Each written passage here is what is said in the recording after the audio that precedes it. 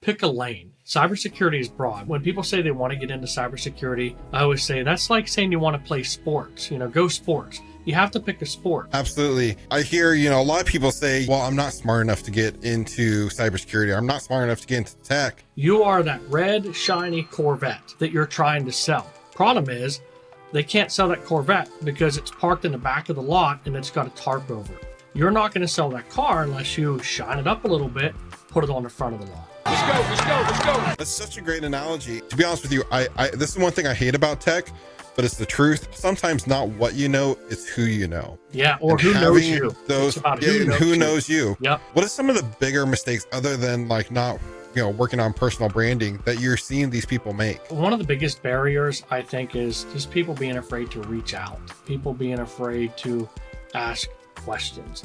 In this field, the cybersecurity community is, in my opinion, one of the kindest communities out there. Well, welcome to the show, Mike. Do you mind taking a few minutes and kind of introducing yourself for those who don't know who you are? Absolutely. Thanks for having me. I appreciate it. My name is Mike Miller. I got into IT in the late 90s accidentally. I think I was riding on the back of a garbage truck and I quit my job and I needed something. And so I walked into this dial-up internet provider and took my first role as just someone who would read out of a book when someone called in to get their dial-up networking configuration set up. So I did that for a while. Then I got into network administration, systems administration, started consulting for SMBs, small to medium businesses. Then from there, my first job in cybersecurity was a SOC analyst. Did that for a while. Then I grew a passion for red team, got into penetration testing. Then I founded my own firm somewhere between 2010 and 2012. I grew it, and then I sold it here about a year and a half ago. During that run, I became a PCI QSA for another company. So I did a lot of PCI work. I got into GRC, and so now I serve in vCISO type roles. That's been my journey. That's crazy. Now, we were talking a little bit earlier and stuff. People looking to get into the cybersecurity field, there is some things that you can do to kind of hedge your bets and get yourself better prepared and make yourself a better candidate. And you actually recently, you have a huge following over on LinkedIn, and you recently put a post out about these top 5 things you can do to really help yourself. And the first one you listed is having great personalities. Let's kind of dive into these topics and, talk a little bit more about what you need to start a successful career in cybersecurity. Absolutely. So first of all, I mentor people a lot. And first question I ask them is, why do you want to get into cybersecurity? If you say it's for the money, it's for the wrong reason. But if you're just a geek and you have that passion for IT and just hands-on and just love technology, then it's for you. But first of all, yes, you said it. You have to have a good personality. It doesn't matter how techy you are, how much of a geek you are, how smart you are. You have to be someone that your team wants to be around 8 hours a day, whether virtually or in person. So you have to have a good personality, just someone that they want to be around. Be fun. Second, hardworking. You have to have ingrained into you just some hard work ethics. You have to be willing to work hard. You have to be goal driven. This field, it's a very challenging field. It's very competitive. If it were easy, none of us would have jobs because it would just be saturated with people. So this field does weed out those that don't really want to work that hard. So you have to work hard to be successful in this field. Third, I would say education. Education's important. It doesn't matter. I don't care if you're going to college, if you're doing boot camps, if you're doing what I call the University of YouTube, self-study, your own labs, whatever it is. You have to be able to get some hands-on experience, absorb knowledge, and you have to be able to just learn as much as you can. So this field is just like a big puzzle. My job, I try to help people take this puzzle and make a picture of it so you have kind of like clear path. Absolutely. I hear, a lot of people say, well, I'm not smart enough to get into cybersecurity. I'm not smart enough to get into tech. I didn't go to college. What do you have to say to that? Is college a necessity really anymore? Absolutely not. So I'm not going to beat college up because, college is a good thing. It has its place. It does. Is it mandatory for this field? Absolutely not. Here's what I would tell you. So, and I'm the first to say I'm an expert at nothing, right? In this field, I've moved around a lot. I was on offense, defense, GRC, PCI, all of those different things. So the reason I say I'm an expert at nothing is because my knowledge is very broad, but not super deep in certain areas. And so for me, my success has been from having a very broad understanding of things. So going back to college and being super smart. So I'm the first one to say I'm not a smart guy. I really don't think I am. In high school, I was like a C minus, D plus student, and I was proud. Passing. I was proud of that. Yeah. My dad was like, "Great job, son, you passed," And I didn't go to college, out of high school. I didn't know what I wanted to do, which kind of leads into the next thing, right? We talk about certifications. The certification industry in this field is nuts. It's $1 billion industry. We talk about certifications. Sure, you can go get certifications. Certifications are great. They are not the silver bullet to landing a job. I always say certifications are a byproduct, should be a byproduct of your knowledge. They do give you some street credit, for having certifications. It shows your willingness to learn. Just because you get a certification, are you ready to be turned loose in a server closet? Maybe not. No, you don't have to go to college. Write your own blueprint. There is no blueprint for this field. And while we're talking about certifications, I've had this debate a lot on my channel, and I tell people having too many certifications can actually hurt you career-wise. I want to hear what your take is on that. Yeah, so you need, in my opinion, you need some type of focus. So what I would say is pick a lane. Cybersecurity is broad. When people say they want to get into cybersecurity, I always say that's like saying you want to play sports. Go sports. You have to pick a sport. So let's just say you want to be a blue teamer. So look at certifications that surround or that would help you kind of level up and get to a place you want to be as maybe a SOC analyst or a blue teamer or security analyst. If you're looking to go red team, okay, that's a whole different set of certifications. If you're looking to go cloud, same there. You're right. You don't want to be that person, because I've seen that. I've seen people that got 30 different certifications, but their knowledge is so spread all over the place that they just don't have any focus. So you should have at least some type of focus. Absolutely. I think we've all seen those people like on LinkedIn and stuff. They have like alphabet soup after their name because they have so many certifications. Whole paragraph. As an employer, as someone does hiring in my organization, if I see someone that has a bunch of certifications but no experience to back that up, red flag. It's a red flag to me. I'm kind of like, well, why hasn't this person been able to land a job yet? Yeah. And I think that lands into our next talking point is experience. It comes back to the whole chicken before the egg. I always hear people saying, if I don't have experience, how can I land a job? If I can't land a job, how do I get experience? But there's other ways to get experience. Yeah, absolutely. And here's what I would say. Experience is experience, whether it's on a job, whether it's in your labs, it all counts toward something, right? Because you know what? Wireshark's Wireshark. TCP/IP is TCP/IP. Packets are packets. If you can get some hands-on, we'll use just Blue Team as an example. If you want to become a SOC analyst or cybersecurity analyst, learn some tools, learn Nmap, learn Wireshark, be able to break down network packets. What we're conversing right now because of network packets. And I always tell people learning network packets is kind of like getting your driver's license. You're taught to drive. You can get in any car now and drive. Every piece of software you're going to touch uses network packets. Every SIM, network packets. And, everything you do is network packets. So learn that.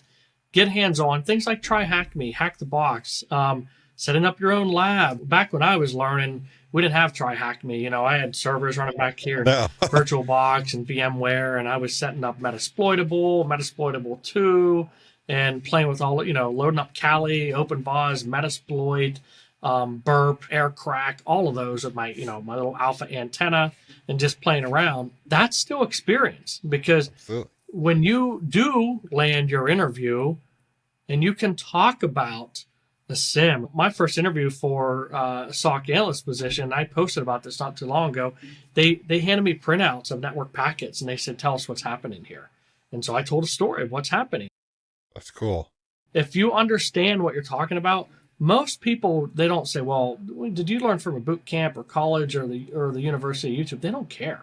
They care, wow, this guy knows his stuff, unless you learn from a brain dump. It's become a trend. I think I've seen more brain dumps lately on the internet. Yeah. And the problem with that is you really aren't retaining that material. Yeah, you're doing the brain dump to get the certification. No. But as soon as you go into the interview, it's like blindingly apparent because you don't really have that knowledge, that foundational knowledge to back it up. So yeah, I agree. I agree 100%. hey, we'll get back to this week's episode in a second, but I got a quick question for you. Do you ever find managing computer storage a bit challenging? Whether it's dividing your hard drive into manageable sections to maybe dual boot your computer, or maybe merging partitions, it can feel pretty daunting. There's many different ways out there to do this, but with the wrong clicks, things can end pretty poorly. That's where EaseUS Partition Master can make everything about disk management easy and hassle-free. Whether you're an IT professional or just getting started, EaseUS Partition Master is incredibly user-friendly and is fully equipped to help. With just a few clicks, you can resize, move, merge, or even clone disk partitions. And here's the best part: no data loss. Not only does EaseUS Partition Master keep your system running smoothly, it also comes with tools to recover partitions that you thought you lost for good. You know, those ones you messed up because you followed some poorly written, outdated tutorial online. So why wait? Head over to EaseUS.com to download your free trial of Partition Master. And thank you to EaseUS for sponsoring this week's episode. You know, the best way to get experience is to actually learn. When I went for my first job, I was a college dropout. I had no IT certifications at the time, and I had no prior work experience, but I had built a home lab.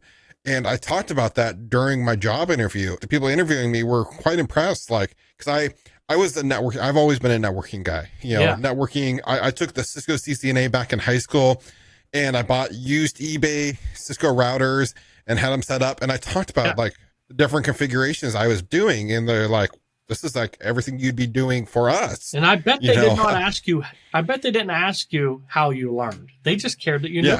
You know? No, exactly. That's all they cared about. I've always been a person, I am super self-taught. I've taught myself everything. I've always been a self-learner. That's just the way I enjoy to learn. Absolutely. I agree. I think it's the best way to learn is I don't learn anything by theory. I learn by hands-on and making mistakes and bringing the server down. That's how you learn. Absolutely. Is just by doing those things. And making those mistakes is a great learning opportunity. Everyone makes them. Another important thing I think to realize is you're not expected to know it all. Absolutely.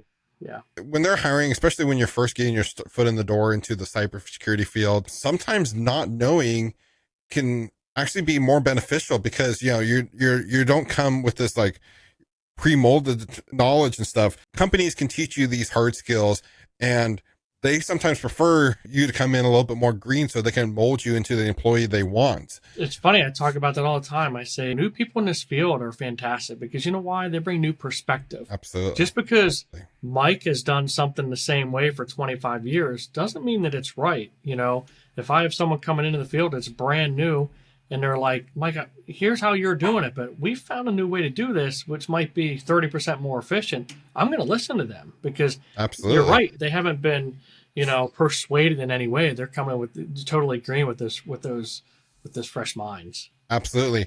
So one other thing I think that is the key to success in getting really into any field in tech is personal branding. Yes. And I don't think it's talked about enough in this space. It is about building your personal brand. And literally, actually, I just came from a conference and I was talking to someone else about this. I got into personal branding because I started a YouTube channel and I needed to market myself to people to watch my videos. And it was actually a beginning of this year, it just kind of clicked on me that personal branding isn't just for people who are creating content, but it's also for people who are looking to be successful. If you look at some of, I think, the most successful people in this career field, they all have some sort of personal brand and a following. Yep, you're exactly and right. Let's kind of dive into that and talk about that more. We don't have enough time on this podcast because I could talk about this for 3 days. So it's just Absolutely. one of my favorite topics. So I'll tell you a story. So I had my business. I founded my company in 2000, somewhere around 2010 or 12, somewhere in between there. And hindsight's always 2020. I built a company. It was a great company. And then I sold it. Here's the lessons I learned. As I was building my business, I wasn't worried about who I was and my brand, but what I was worried about was I wanted everyone to know my company's name, my company name, my logo. I mean, I did radio, I did TV, I did Google ads, I did social, I did everything you could do. And I posted about this not too long ago. When I sold my business here about a year and a half ago, 2 years ago, I went through this like career identity crisis. It wasn't a midlife crisis. It was like a career identity crisis. And what I mean by that is, for the last 10, 12 years, all I had been doing was advertising my company. Now, when I sold my company, well, who the heck's Mike Miller? Who's he associated with? So what I realized was that over time, when I started building my brand and who I was, when I started mentoring, when I started just spilling my stories on LinkedIn, my success stories, my failures, because I've had more failures in life than I've had successes. But when I started being transparent and just vulnerable and telling those stories, people started connecting to me. And what I've realized over time, and most people, I wish more people thought like this. When you build your own brand, right? When you build your own community, the company that I'm with now is a company who bought my company. I stayed on with them and serving in the same capacity. But if for some reason they ever decided they don't like me anymore and they got rid of me, my brand, I don't lose my brand. It stays with me, right? So Yeah. I always tell people, if you build your brand and who you are, it doesn't matter if you're selling used cars or t-shirts on a corner, you're going to have an entire community that's ready to support what you're doing because you've built those trusted relationships. So what happens is 95% of the people who come to me are people who are either trying to get into the field, but you'd be surprised that most of the people who come to me are people that have been in the field for 10 years, or being taken advantage of at their job, got laid off or lost their job, and they're saying, Mike, I need help finding a job. And I say, okay, can you send me a link to your LinkedIn profile? Oh, I don't have one, or I haven't updated it in 3 years. Yeah. Now think about this. We don't wait until we're in a car accident to call Allstate and pick up an insurance policy. LinkedIn, or your personal brand, is your career, what I call your career life insurance. Why do we wait until we lose our job or until we're in a bad situation and then we go, oh man, I better make some connections? That's backwards. Why do we do that? Exactly. Yeah. I could talk about it all day long. No, absolutely. And I think it is something that gets so overlooked. And just like you said, why are people waiting till the last minute until they're absolutely desperate? I definitely can relate. So before I got into tech, I was a bulldozer operator.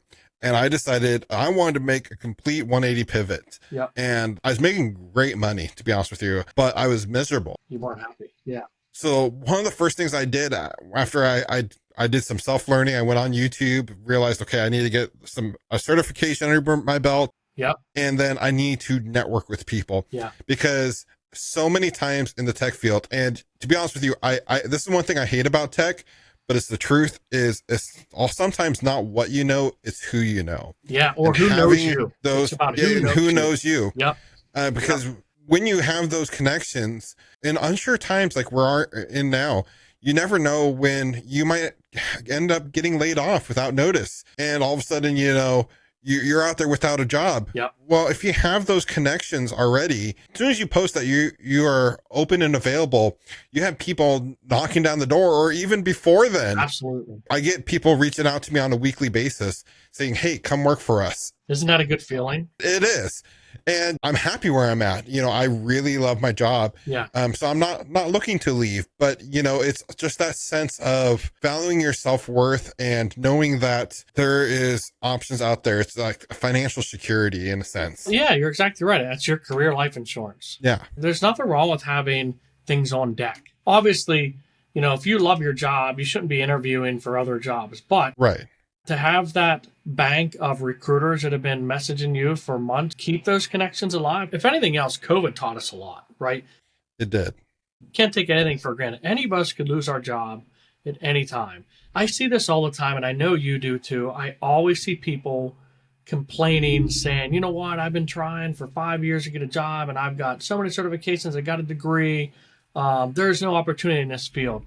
And I look at their profiles, and I instantly go, yep, I know why you can't get a job. And I'll go back to, it's that analogy of you can have all the certifications in the world. You can have a college degree, whatever you have, but we're all salespeople. We all have to be able to have the ability to sell the knowledge, skills, and wisdom that we have. So you got 5 certs, you got 10 years of experience. You are that red, shiny Corvette that you're trying to sell. Problem is, they're that red, shiny Corvette, but they can't sell that Corvette because it's parked in the back of the lot and it's got a tarp over it, right? That's the equivalent of having certifications, 10 years of experience, but not having a personal brand. You're not going to sell that car unless you shine it up a little bit, put it on the front of the lot. That's such a great analogy. It is true though.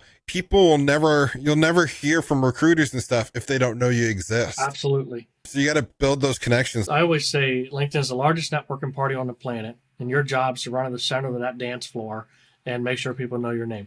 If you think about local networking events, we've all been to them. Absolutely. The last thing you do is go to a local networking event and stand in a corner and be a wallflower because you're not going to get anywhere. So why do that on LinkedIn? You have the largest networking event at your disposal every single day from your laptop. Utilize it. And when you're engaging with people, because people always say, well, I got to start making connections, or how do I engage and things like that. We get wrapped up because it's online or because it's social media. And at the end of the day, these are real people. If you're at a local networking event and I'm listening to a conversation and I walk up to the middle of that conversation, I go, LOL, and I back into myself in a corner, I'm not having a conversation. Instead, I'm going to walk to the center, I'm going to listen to their conversation, and I'm going to add value to it. Absolutely. Right? What happens when you add value? When you add value, they start talking back to you. Then what happens? All of a sudden, they know your name, you know their name. Other people see you talking, they join in that conversation too. If you treat LinkedIn, I sound like I work for LinkedIn. Like they need to send me another free T-shirt or something. But anyhow, if you treat this platform, if you remember, these are real people. Yes, it's social media. These are real professionals at your disposal every single day. And it's a level playing field. 2 years ago, I had less than 500 connections, literally less than 500 connections. And I dove into the platform and just grew it. You're about to cross over 100,000 today. I'm excited. That's crazy. Yeah, I need a little bottle cap just to go when I reach it, and then that's it. Then I'll go back to work again. But I still remember when I hit 2,000. Less than 3 to 4% of LinkedIn users have above 2,000 connections. So just by getting yourself there, you're in the top 3 or 4%. So I want to talk a bit about like some of the mistakes you see people making. They're either trying to break in the field or they're stuck at that job that's taking advantage of them, and they're trying to get a new job and they're saying, no one will hire me. What am I doing so wrong? What are some of the bigger mistakes other than like not, working on personal branding that you're seeing these people make? One of the biggest barriers, I think, is just people being afraid to reach out, people being afraid to ask questions. In this field, the cybersecurity community is, in my opinion, one of the kindest communities out there. Ask questions. Like, I don't mind when people PM me. I'm sure you don't mind when people PM you.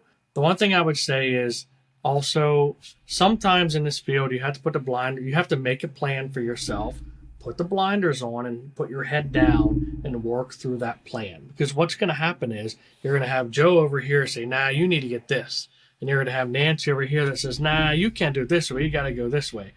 Everything I say today in this podcast, someone's going to say, nah, you can't do it that way. So you have to make your plan. You have to commit to it. And then you have to put those blinders on, put your head down, and finish it out. I always like proving people wrong. People tell me I can't do something, man, hold my beer. I think there's something to be said for, starting messy. Yeah. I hear all these people like, oh, as soon as I get this certification, I'm going to go out and start applying for jobs.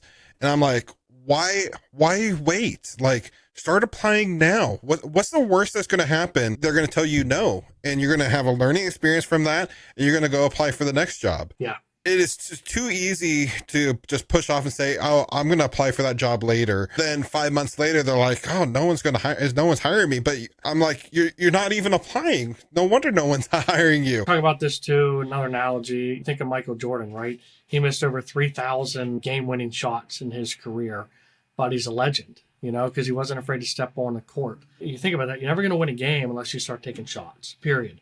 You have to step on a court. You have to be willing to take shots. And you know what? You have to get used to hearing no.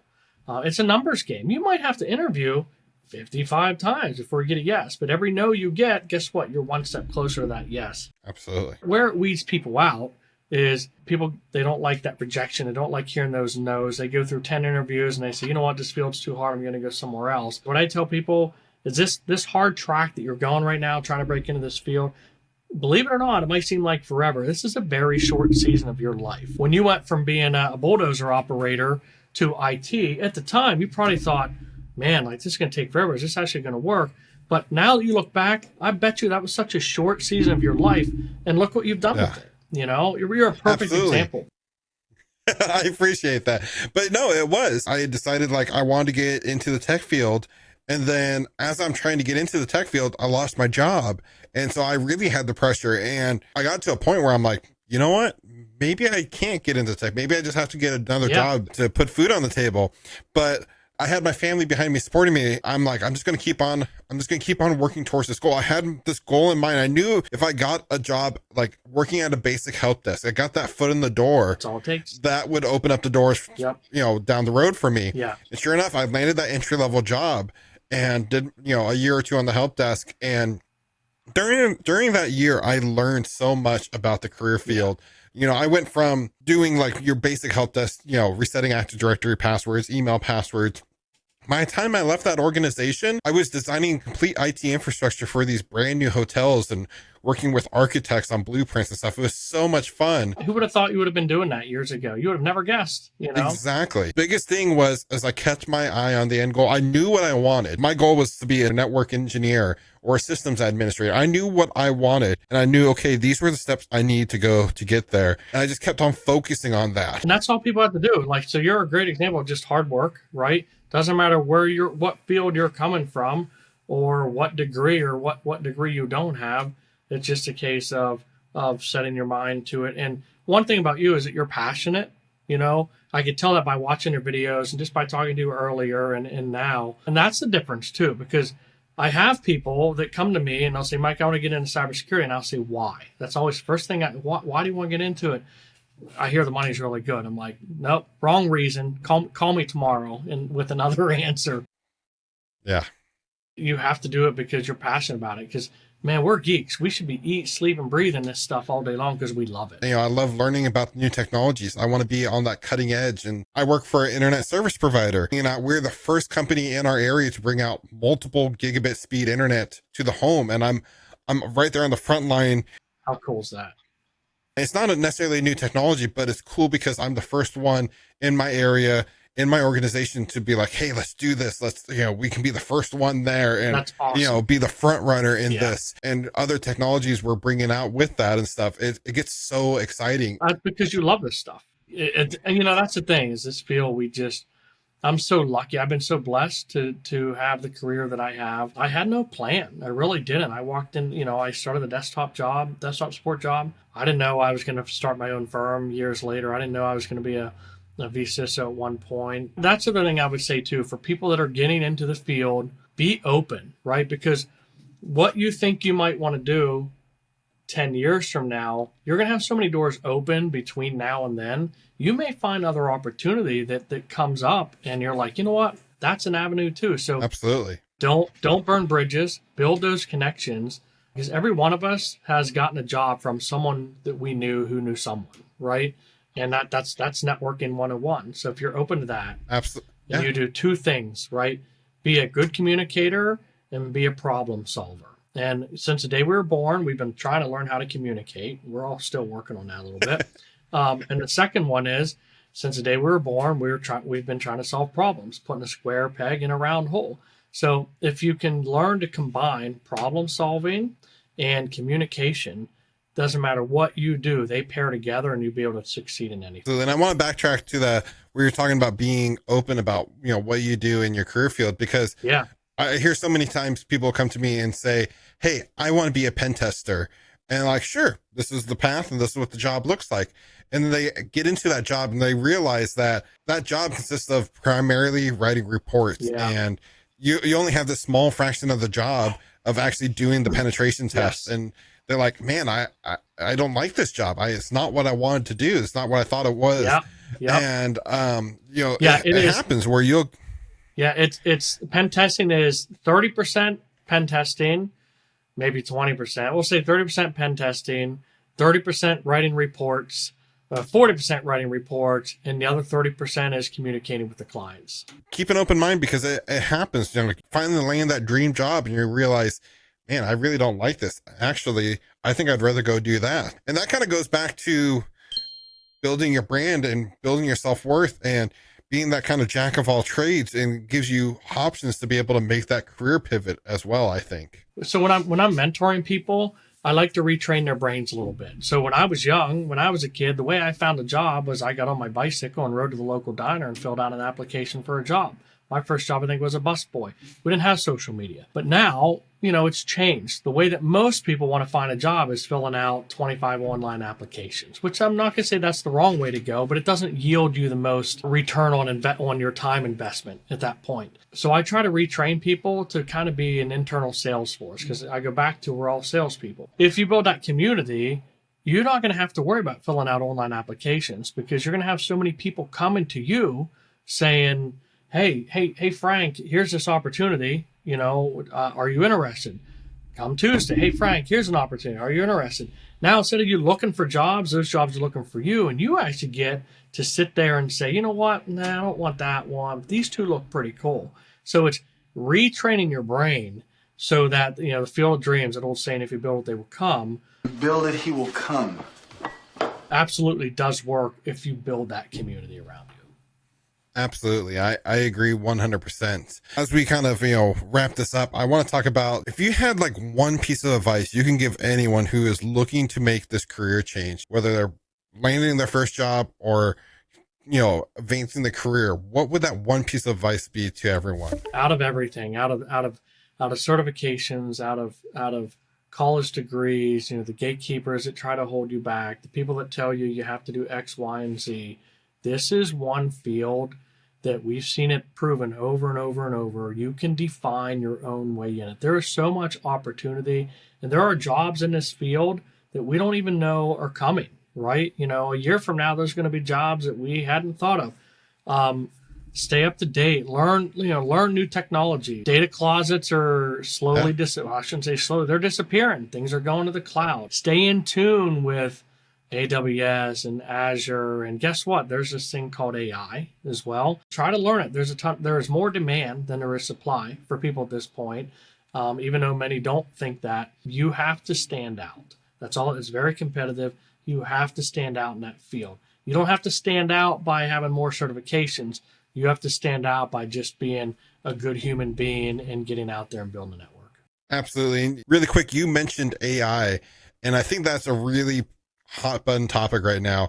A lot of people are coming to me and they're asking me, is AI coming for my job? Love that question. Is the job market changing? What is your take on that? Years ago, people said that computers were going to take our jobs. And you know what? Computers did take some jobs, but they didn't take the jobs of the people that were learning to leverage computers to make their job better and actually create more jobs. So look at the number of jobs that computers have created over the years that didn't even exist prior to computers. So I'll say the same thing with AI. Are people going to get replaced? Yes, some people are going to get replaced. But you know what? The ones that are staying in front of it and learning how to use AI to create more jobs, or to better do their job, or just to do things more efficiently, or maybe we can use AI to make some more capital for our organization, or save some money for with some automation. So stay in front of it. Don't fall behind it. It's definitely not something you need to be scared of. But the only way you need to be scared is if you're just sitting on the back end and you're just waiting for it to come for you. If you're just twiddling your thumbs, you're not constantly, IT is constant. You have to constantly be evolving every day. The rate of change in the technology field, just in the technology field in general, is obscene. And if you stop learning and stop developing your skills, you're going to get left behind. Yeah. And those are the people who AI is going to replace. But if you leverage AI as the tool it truly is, you're going to create more jump jobs, light years ahead of everyone else. Yeah. And you're going to create more jobs, just like computers did years ago. Well, if people want to find out more or connect with you, where can they find you? Best place is LinkedIn. Just search for Mike Miller. I do have a very small YouTube channel, nothing like yours, at Mike Miller Cyber. Feel free to dig me up, or just YouTube Mike Miller Cyber. So I would say either one of those places. I'm also on X as well, Mike Miller Cyber. So we'll make sure and link those down in the description below. Thank you again so much for taking the time to join us. absolutely, buddy. It's been a pleasure meeting you, and I've appreciated every second of it. Absolutely. Well, I really hope you guys enjoyed this video, and until next time, keep learning.